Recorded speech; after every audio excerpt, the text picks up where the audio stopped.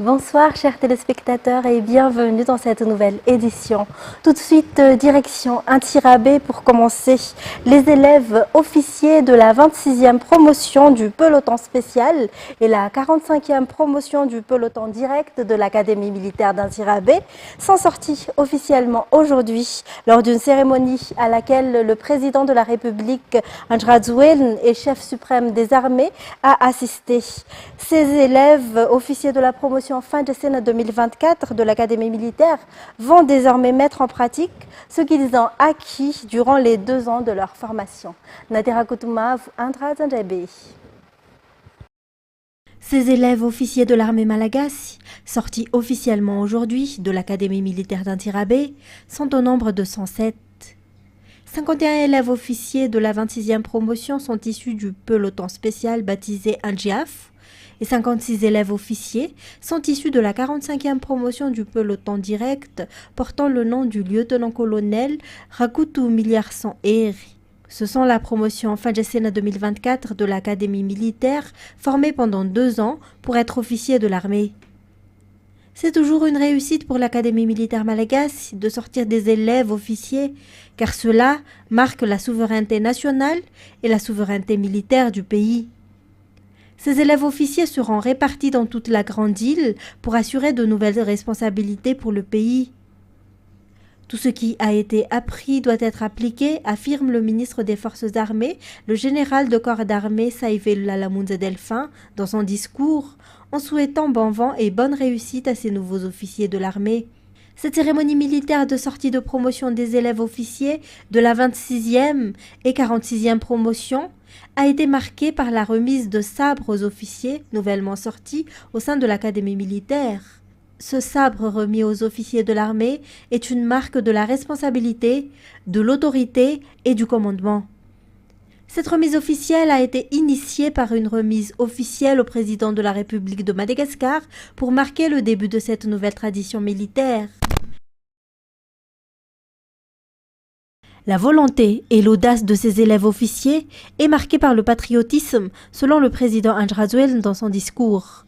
Le chef de l'État, chef suprême de l'armée, a affirmé que le choix de ces officiers de servir le pays est louable et il espère que ces derniers protégeront sans condition la souveraineté du pays avec dignité et honneur. Le président de la République Andradjouel a particulièrement mis l'accent sur cette académie militaire d'Intirabé qui a une renommée particulière, surtout au niveau international. Des présidents africains comme Thomas Sankara, ancien président du Burkina Faso, l'ancien président du Niger Ibrahim Barré, ou encore les enfants des présidents comme le fils du président du Congo Denis Sassou Nguesso, qui n'ont de cesse de louer l'académie militaire. En outre, lors de la visite d'État effectuée par le président de la République malagasy Andradjouel en Guinée-Bissau, un accord visant à envoyer des militaires de ce pays à se former à Madagascar à l'Académie militaire a été conclu. Le président de la République malagasy n'a pas omis de mentionner que plusieurs hauts responsables de l'État sont sortis de l'Académie militaire, notamment des premiers ministres comme Charles Rabé-Manzar, Jean Ravel-Narive ou Camille Vital. Les infrastructures de l'Académie militaire seront réhabilitées, annonce le président de la République malagasy aujourd'hui durant la cérémonie. Outre les salles de formation et les dortoirs des élèves, le stade qui accueille cette cérémonie militaire de sortie de promotion des élèves officiers sera complètement réhabilité pour qu'il soit aux normes et à la hauteur de la renommée de l'école, souligne le chef de l'État malagasy. Par ailleurs, le président Andradjouel, chef suprême de l'armée, a réitéré dans son discours, en s'adressant aux 2 promotions, que l'armée est reconnue pour sa loyauté. Ainsi, ces 107 élèves officiers devront toujours faire preuve dans l'exercice de leurs fonctions pour le pays de loyauté, de droiture et de justice. Et parmi les tâches qui attendent ces officiers de l'armée malagasy figure la lutte contre l'insécurité. Le président de la République malagasy, Andradjouel, a pris comme exemple la lutte contre les cas de kidnapping, comme ce qui s'est passé dans le district d'Anzouzourbé, qui a causé la mort de 5 innocents, dont un mineur de 17 ans. Le président Andradjouel n'a donné consigne aux forces armées d'éradiquer les réseaux de kidnapping dans le pays. Il est inacceptable que ce sont les Malagasy qui tuent des Malagasy dans le pays et nous devons prendre nos responsabilités pour éradiquer ce fléau comme nous l'avions fait avec les cas de kidnapping des ressortissants étrangers, a indiqué le chef de l'État malagasy durant son discours lors de la cérémonie militaire de sortie de promotion des élèves officiers de l'Académie militaire. Et justement, dans ce contexte, les 5 personnes qui avaient été kidnappées ont été tuées par leurs ravisseurs. 4 de ces otages étaient issus de la même famille et le 5e, un chauffeur. Radraman Anzatouf nous fait le point. 5 personnes ont été enlevées le 4 août dernier dans la commune Anzavid-Maint, district d'Anzouzourbe. 30 bandits armés étaient entrés dans cette commune ce jour-là, vers 13 h, et ont pris en otage 5 personnes, dont 3 étaient des cousins germains. Le 4e était le gendre au sein de cette même famille, et le 5e était un chauffeur. Les gendarmes ont procédé à la poursuite, mais les kidnappeurs n'ont pas été arrêtés. Ces derniers ont exigé une rançon auprès de la famille, mais ces derniers n'ont pas pu payer. Dernièrement, les kidnappeurs ont appelé la famille des otages, leur disant qu'ils allaient les tuer, faute de paiement. Ils ont donc exécuté leurs menaces et ont de nouveau appelé la famille pour qu'elle récupère le corps des otages. 4 corps ont été retrouvés hier, si le dernier a été retrouvé ce matin. L'enquête sur cette affaire se poursuit. Et en économie, 155 projets ont été financés par la BAD ou Banque africaine de développement au cours des 48 ans de coopération avec Madagascar. Les 2 parties sont toujours disposées à coopérer pour les 60 prochaines années. La célébration du 60e anniversaire de cette institution financière s'est tenue ce jour à Nkoundjan. Détails sur les images de Yves Janel. En 1976, la Banque africaine de développement est arrivée à Madagascar.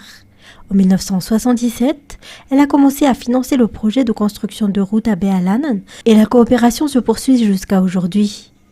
155 projets ont déjà été financés par la BAD à Madagascar et 19 d'entre eux sont encore en cours. Des millions de Malgaches en ont déjà bénéficié. À travers des financements à des États, par exemple Madagascar, on finance l'État, on finance aussi le secteur privé, on apporte des appuis conseils au gouvernement pour la mise en œuvre des politiques de développement. 155 projets de développement dans tous les secteurs, dans l'agriculture, dans les infrastructures de désenclavement, dans les infrastructures agricoles, dans la santé, l'eau et l'assainissement. Et donc tous ces projets ont eu un impact très important sur des millions de Malgaches. Et la banque continuera cet appui donc, à travers la stratégie qui est en cours d'exécution actuellement. Ces projets ont été financés à hauteur de 800 millions de dollars. Selon le responsable pays, la coopération a été fructueuse durant ces 48 ans et cela se poursuivra. Plusieurs projets sont d'ailleurs en cours de négociation, notamment le projet Saoufk. La discussion continue et je voulais juste dire que la banque réitère son appui au gouvernement dans le cadre de ces grands projets, pas les seuls, il y a d'autres projets de transition énergétique.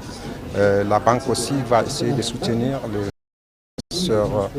Dans les actualités sociales, seuls les violeurs qui ont été condamnés seront castrés, soutient le ministre de la Justice, Rakoutoumandimbi Benjamin Alexis, ce jour. Le ministère prendra en charge tous les frais liés à sa réalisation, a-t-il poursuivi. Détails sur les images de Yves Janel. Mardi dernier, le Conseil de gouvernement a adopté le décret portant sur la loi sur la castration à l'encontre des auteurs de viols sur mineurs. Pour rappel, cette loi a été approuvée par la Haute Cour constitutionnelle, mis à part 2 articles qu'on a retirés. Le ministre de la Justice, Rakoutoumandimbi Benjamin Alexis, a soutenu aujourd'hui que les auteurs de viols qui ont été condamnés seront castrés. Le but étant de réduire au maximum le nombre de violeurs, a-t-il rappelé. Le ministère de la Justice prendra en charge tous les frais liés à la réalisation de la castration chirurgicale. Plusieurs violeurs d'enfants sont actuellement en prison en attente de leur procès. Une fois leur peine prononcée, ils seront les premiers à subir cette castration chirurgicale. Le ministre a exhorté les parents à améliorer leurs relations avec leurs enfants afin qu'ils deviennent des personnes droits et intègres en évitant de s'engager dans des comportements inappropriés tels que le viol. L'un des problèmes auxquels sont confrontés les huissiers de justice dans leur exercice de leur activité est la pression de certaines hautes personnalités, a déclaré aujourd'hui le président de l'Ordre des huissiers lors de leur assemblée nationale tenue à Nkourndjan. Par conséquent, ils appellent à la coopération avec le ministère de la Justice, qui est le ministère de tutelle. Toujours un reportage sur les images de Yves Janel. Habituellement, certaines personnes considèrent les huissiers de justice comme des auxiliaires de la loi impitoyable. Ils jouent en réalité un rôle essentiel dans le bon fonctionnement de notre société. Ces professionnels sont des officiers publics investis d'une mission délicate, celle de faire respecter les décisions de justice. Leur mission principale consiste à signifier des actes judiciaires, tels que des assignations ou des jugements, et à exécuter les décisions rendues par les tribunaux. Ils sont aussi responsables de la gestion des conflits liés au recouvrement de dettes, à l'expulsion de locataires en situation d'impayés ou encore à la saisie de biens. Cependant, le travail des huissiers est loin d'être simple. Ils sont souvent confrontés à des situations souvent dramatiques. Ils doivent faire preuve de tact et de fermeté. Leur impartialité est parfois remise en question, ce qui peut les placer dans des situations tendues, voire dangereuses. Les huissiers doivent aussi faire face à des défis complexes, des menaces physiques ou verbales, des pressions psychologiques et parfois même des agressions, se désole le président de l'Ordre des huissiers. Face à cette situation, le ministre de la Justice a exprimé sa volonté de les soutenir et de collaborer avec l'Ordre des huissiers. Il a également annoncé que la loi sur le travail des huissiers devrait être mise à jour. À noter que Madagascar compte actuellement 164 huissiers de justice. L'élection des nouveaux membres de bureau s'est tenue ce jour à Nkourndjan lors de l'Assemblée générale. En sport, la coopération entre la France et le ministère de la Jeunesse et du Sport se poursuit et sera renforcée selon son ambassadeur lors de sa visite de courtoisie au ministre de la Jeunesse et du Sport, Abdullah Marsan Mustafa, à Mbouzatouf. Parmi les défis à relever, la construction des infrastructures sportives dans les endroits où elles sont inexistantes. Plus d'explications. D'abord, l'objet de ma visite aujourd'hui, c'est de venir faire une visite de courtoisie, comme vous l'avez dit, au nouveau ministre de la Jeunesse et des Sports, à qui j'ai présenté toutes mes sincères félicitations, en mon nom personnel, au nom de l'ambassade de France à Madagascar et au nom du gouvernement français. Le ministre nous a fait la gentillesse et l'honneur hier soir d'être présent à un événement que nous avons organisé en lien avec son ministère pour l'ouverture des Jeux paralympiques de Paris, qui ont commencé hier soir avec une très belle cérémonie, un message très fort d'inclusion au bénéfice des sportifs atteints de handicap.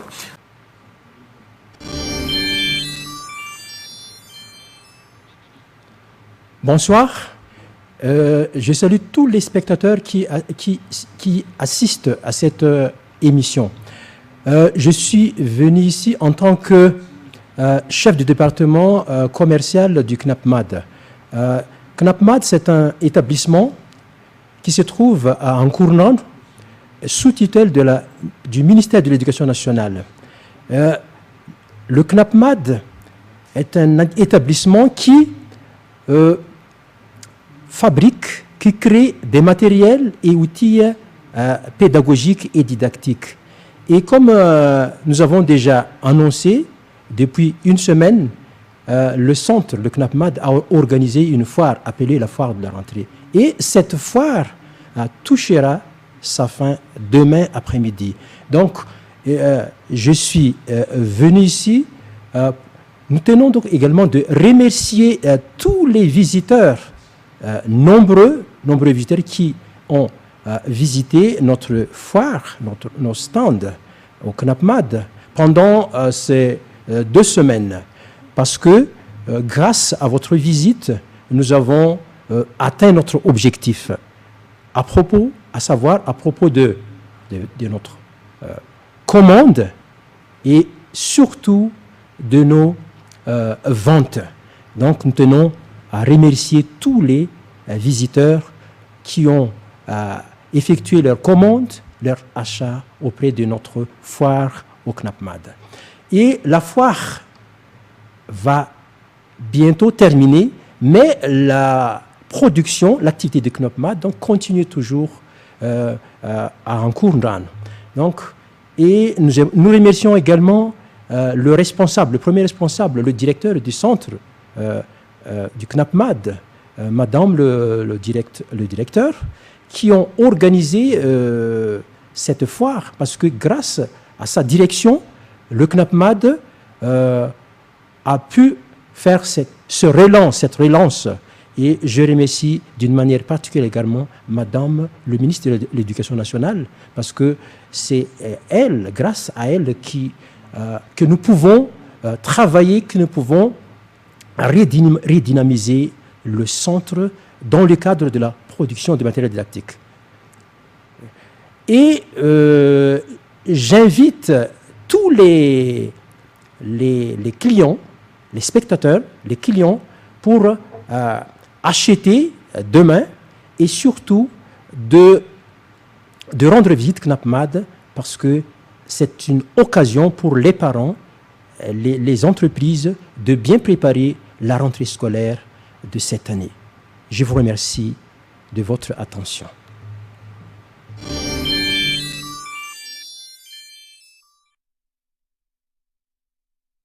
Et poursuivant avec les actualités internationales, le typhon Shanshan, qui remonte lentement le Japon, a déversé des pluies torrentielles, faisant jusqu'à 6 morts, ont indiqué les autorités et les médias locaux. France 24. Des habitants retranchés, des rues complètement désertes et des magasins fermés. Le typhon Shanshan a frappé jeudi le Japon et remonte depuis lentement l'archipel. C'est l'une des tempêtes les plus violentes jamais observées, notamment dans le sud-ouest du Japon, comme ici, à Fukuoka.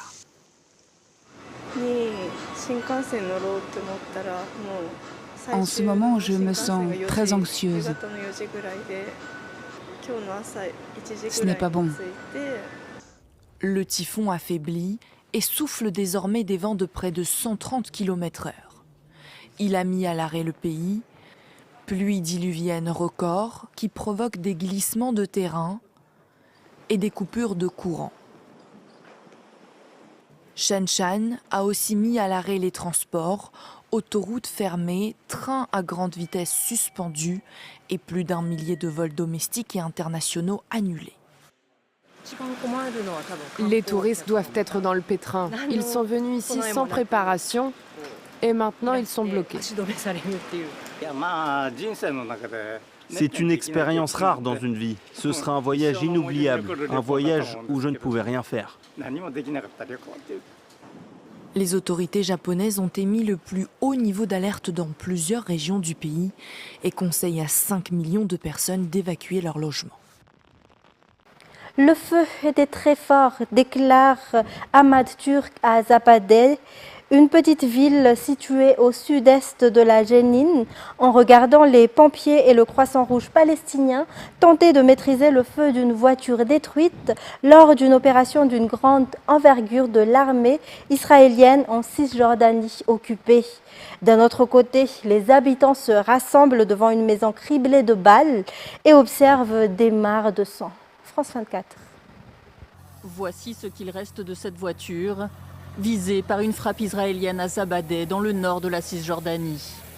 À bord se trouvait notamment un haut commandant du Hamas, selon l'État hébreu. Wassem Azem, identifié comme le chef du groupe à Jénine, aurait été tué dans l'incendie. Nous n'avons pas vu le nombre de blessés, ni le nombre de martyrs.